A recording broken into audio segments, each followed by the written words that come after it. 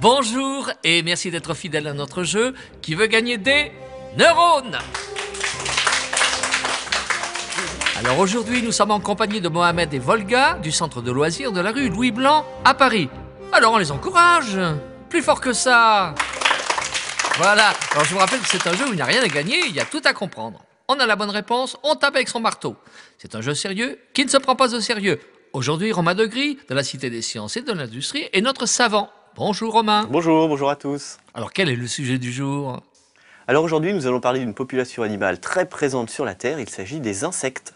Ah, les insectes, tout ce monde merveilleux, toutes ces petites bêtes. Il y en a partout, il y en a partout. Alors Mohamed, tiens, justement, pendant que je te tiens, c'est quoi un insecte? C'est petit Oui, c'est et petit. ça a 6 pattes Ça a 6 pattes. et ça peut avoir des ailes Ça peut avoir... et ça a des antennes.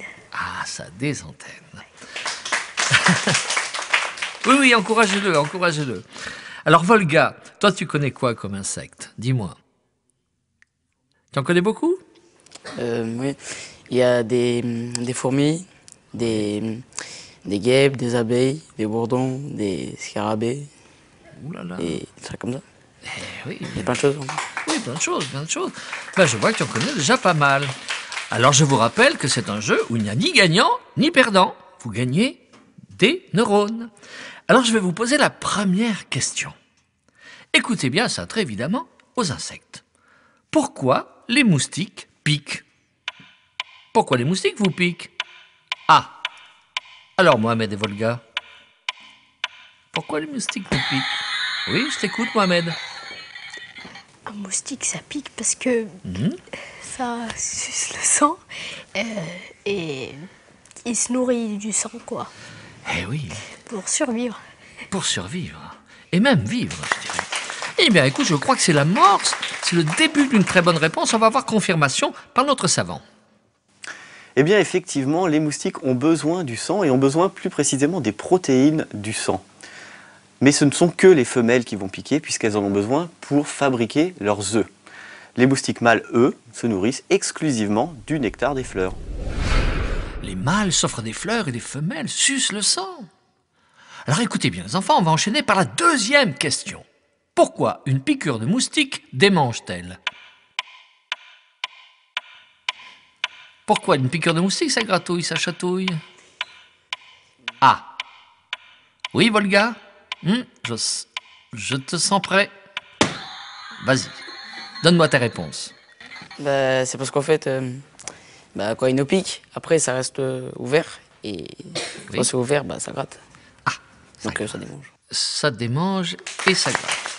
Alors laisse-moi réfléchir, quand c'est ouvert, ça... Eh ben écoute, voilà, pour plus de précaution, on va demander à Romain Degris la bonne réponse. Alors Romain, on vous écoute. Eh bien, Volga, si c'est parce que la plaie reste ouverte que cela nous démange, toutes les plaies ouvertes nous démangeraient. Dans le cas de la piqûre de moustique, eh bien, il faut savoir que le moustique injecte dans le sang de la salive. La salive, elle sert au moustique pour ne pas faire coaguler le sang, parce que si le sang coagulait dans la trompe, eh bien, cela boucherait la trompe. Cette salive, elle est un petit peu irritante et notre système immunitaire se met en route. C'est la réaction immunitaire qui va faire que la piqûre va nous démanger. Vous savez les enfants, rien que d'en parler, ça me gratte, ça me chatouille. Bon, alors écoutez, on va se concentrer, et moi-même d'ailleurs aussi, et je vais vous poser la troisième question. Comment la chenille devient-elle un papillon? Ah, Volga.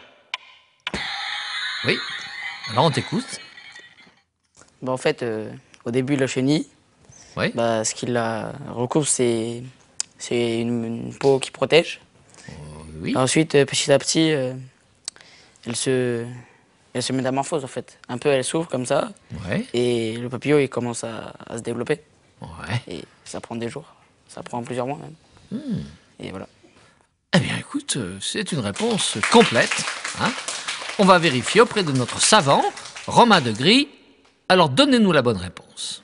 Eh bien, Volga, tu as raison, la métamorphose dure plusieurs semaines. Il y a 4 stades, le stade de l'œuf, le stade de la chenille, le stade de la chrysalide, du cocon, et le stade adulte, le papillon, que l'on appelle aussi l'imago. Pendant cette transformation, il va s'opérer dans le cocon que la chenille va former plusieurs modifications de la taille des organes qui vont apparaître, disparaître, l'organe reproducteur notamment qui verra le jour. Le cocon va donc s'entourer d'un fil de soie pour que toutes ces transformations puissent avoir lieu en secret. La transformation va durer 1 à 2 semaines, mais le papillon, à l'âge adulte, dans le cocon, va mettre peut-être plusieurs semaines ou plusieurs mois avant de sortir, le temps que les conditions de température et d'humidité soient idéales. Donc il peut rester là un certain temps. Ah ben vous avez vu ça, le papillon, je sors que quand j'en ai envie. Eh bien écoutez les enfants, on va se poser la dernière question. Je dis se poser parce que j'en apprends aussi beaucoup moi. Écoutez bien, les abeilles font du miel avec les fleurs. Que font les fleurs avec les abeilles? Ah, c'est une belle question ça. Que font les fleurs avec les abeilles? Ah, je crois que c'est Mohamed qui a été le plus rapide. Alors, Oui, prends ton temps. l'abeille, quand elle prend ce qu'il y a dans la plante, Oui. en même temps, elle donne quelque chose. Et Oui. ça permet à la plante de se reproduire. Elle donne quelque chose, elle prend le pollen et elle donne quelque chose. Eh bien, écoute, je pense que tu es au bord de la réponse. Alors, on va demander à notre savant Romain Degris. Eh bien Mohamed, tu as tout à fait raison, les abeilles sont des insectes pollinisateurs. Ça veut dire quoi? Ça veut dire qu'en allant puiser le nectar dans les fleurs, eh bien, il y a quelques grains de pollen qui vont se déposer sur elles lorsqu'elles vont se frotter aux étamines. Ces grains de pollen, ils vont servir à la reproduction des plantes. En allant chercher le nectar dans d'autres fleurs, les abeilles, mais pas seulement les abeilles, hein, les papillons également ou d'autres insectes, vont redéposer ces grains de pollen et vont aider la plante à se reproduire, tout simplement. Merci pour ces belles réponses. À partir d'aujourd'hui, les enfants, j'espère que vous verrez le monde des insectes différemment. Alors c'est ainsi que se termine notre jeu. Il n'y a ni gagnant ni perdant. On a joué sérieusement, on ne s'est pas pris au sérieux. Merci à Romain Degris de la Cité des Sciences et de l'Industrie. Merci à vous, merci les enfants, et n'oubliez pas, les insectes sont très importants car ils contribuent à la biodiversité. Merci à Mohamed et Volga, merci au centre de loisirs de la rue Louis Blanc à Paris, à ses animateurs et à la prochaine fois.